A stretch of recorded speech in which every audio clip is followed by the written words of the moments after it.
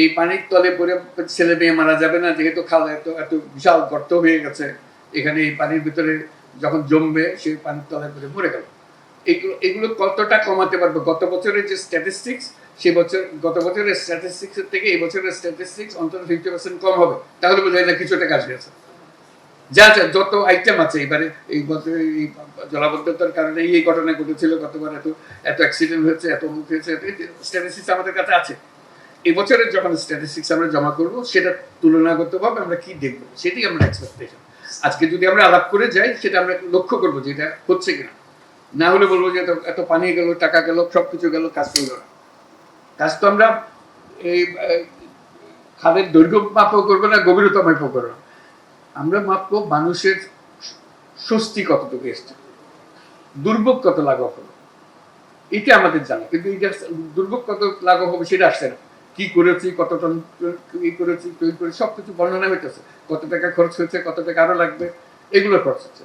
কিন্তু আমাদের যে দুর্ভোগটা লাঘব করার ব্যাপারে কেউ কিছু বলতে পারবে না। তাদের প্রতি অনুরোধ হবে যে গত বছর এই মাসে মে মাসে কি কি হয়েছিল জলাবদ্ধতার কারণে, যদি হয়ে থাকে একটা অগ্রিম রিপোর্ট তারা করবে, গত বছর এই মাসে এই হয়েছে।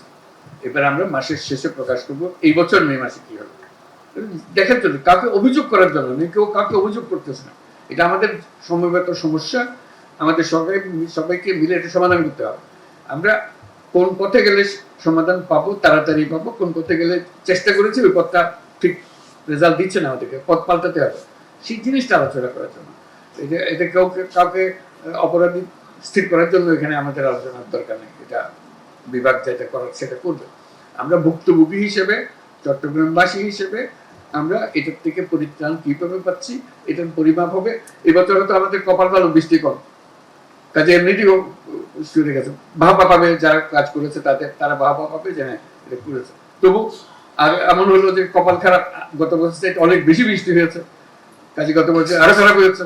তো সেটাও বিবেচনায় নিতে হবে যে এটার ফলে আমরা কি পেলাম, অ্যাসেসমেন্টটা করা। তার সাংবাদিকদের কাছে আমরা অনুরোধ করছি, এটা চট্টগ্রাম পত্রিকা যারা আছে তারা অন্তত রিপোর্ট করবে যে এই মাসের জলাবস্থার পরিস্থিতি কি, সামনের মাসের কি, তারপরের মাসের কি। এটা একটা রেগুলার ফিচার হিসেবে দেখা, এবং কোন কাজটা বিফল হওয়ার কারণে এই জায়গাটা এই হয়েছে, এটাকে সংশোধন করতে হবে সামনের বারে। কাজে আমরা যদি পর্যবেক্ষণগুলো না দিই, একই কাজ আগের মতোই হতে থাকবে। আর যারা বিশ্ববিদ্যালয়, যারা গবেষণা প্রতিষ্ঠান আছেন, তারাও এটাকে অবজার্ভ করবে। এটা সবার সমস্যা, সবাই আমরা যেন সমবেতভাবে সমাধান দিতে পারি।